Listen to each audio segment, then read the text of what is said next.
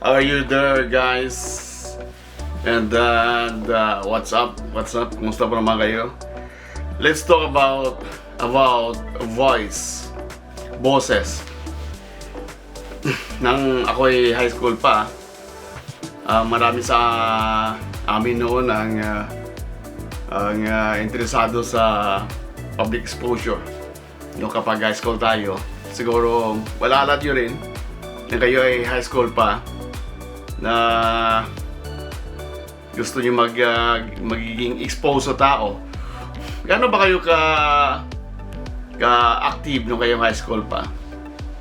Nang panahon na ako ay high school pa, is paborito ko ang public speaking. Kumusta naman kayo? Kayo ba'y masayahin? Kayo ba'y mahiyain? O kayo ba'y talagang nakikinig sa guro? At kung may tanong ang guro, talagang siyang-siya kayo na kayo sasagot. Siguro, kayo ay talagang nagsisikap na sumagot kapag ang teacher ay nagtatanong. At yan ang bata. Yan dapat ang estudyante. Okay. Nang ako ay high school pa, malala ko na mayroon kaming teacher, Sir Jerry Magno, to mention the skill and being genius in public speaking. And also we have our teacher in literature, our favorite one. Hanggang ngayon, maalala ko pa ang kanyang apelyido. Okay. And we have also public speaking teacher. Sa aking public speaking teacher ko, na paborito ko, na galing magturo, si Ma'am Tayang. Sa literature naman kanina, to mention, because I love also the teacher who always impart the most important things about vocabulary, how to increase your vocabulary, si Ma'am Mosquera. So pag-usapan natin yan ngayon. Ang gandang bagay sa paggamit na yung boses. Paggamit natin yung boses samantalang tayo ay nag-aaral. Okay, abangan po. Sige, hintayin mo na mga kabarangay, mga kapwa estudyante. Isipin yung tayo classmate. O kaya, tayo na sa paaralan. Relax lang kayo, pag-usapan natin yan. Bye-bye. So guys, hello guys. So ito, continuation na ito ngayon ng pinag-uusapan natin.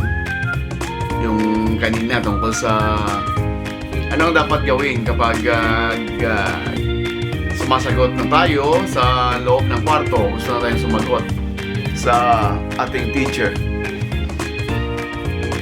So ang sekreto guys is ang dapat natin gawin guys, o mga kapwa estudyante o mga estudyante is number one, before magtaas ng kamay, naka-drawing na sa ating isipan nung dapat natin isasagot. Number 2 is pag feel mo na may confidence kang sagutin ang tanong, sagutin mo.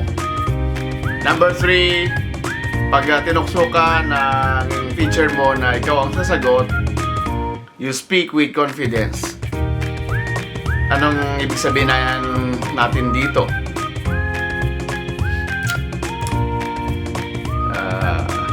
Ang ibig sabihin dito is ready your voice and have a voice with confidence, no? Magsalita ka ng may kumpiyansa sa sarili. Anong ibig sabihin ng may kumpiyansa sa sarili? Ibig sabihin na sumasagot ka nga, nag-iisip ka, at pinapalabas mo yung nasa isip mo na sagot mo, at ikaw ay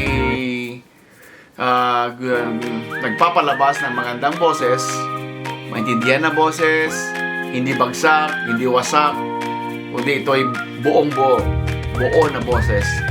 Okay, number 4, dapat ito ay nakakatulong din sa mga classmate mo. Ano ibig sabihin ng nakakatulong? Dapat ito ay madaling maintindihan. dapat naintindihan ito ng mga classmate mo. Pero una sa lahat, dapat ito'y talagang madaling intindihan ng kabuuan. Siyempre, sali na yung teacher mo. Kasi ang magbibigay ng affirmation ng either tama o mali ang sagot mo, yung teacher mo. Okay, and number 5, have strong confidence mismo sa puso mo, sa sarili mo. Ano ibig sabihin doon? Kanina nagsabi na ako ng confidence. Pero ano ibig sabihin doon? Tunay na kumpiyansa na kapag sumagot ka, tama yon. Kung sakaling naging mali, number 6, maging humble ka kapag kumbaba ka natanggapin ng sinagot mo ay hindi talaga tumpak. Okay. Number 7, lagay mo sa kokote mo, better luck next time. O kaya, give yourself a second chance. Okay. Anong ibig sabihin ko dito na give yourself a second chance? There's always a room for improvement. Tandaan mo, sa lahat ng estudyante o sa lahat ng nasa kwarto, lahat-lahat yan, estudyante. Lahat-lahat yan nagsisikap na mapaganda ang kanilang pag-aaral at mangungulugan ito ng magandang grades din sa kalaunan. So, anong kahulugan ng pagiging estudyante? Nag-iisip, masipag, sumasagot sa teacher kapag ito'y may tanong, at alam niya mismo, interesado siya kung ano ang subject matter na dadalhin o lesson ng kaniyang teacher para sa kanilang lahat o para sa inyong lahat. Salamat po sa pakikinig at sana ito'y makadagdag kung di ba man makagawa ng pagiging perpektong kahulugan ng isang estudyante. Subalit, ito'y makakadagdag bilang tips sa pagiging isang masipag at estudyante na nangangahulugang excited sa kanyang pag-aaral. Salamat po. Bye-bye. Tandaan, huwag kalimutan, ang pag-aaral ay hindi wither-wither. Kung talaga gusto mong maging forever, ang dunong dapat ilagay sa kokote, huwag mong ilagay sa bulsa.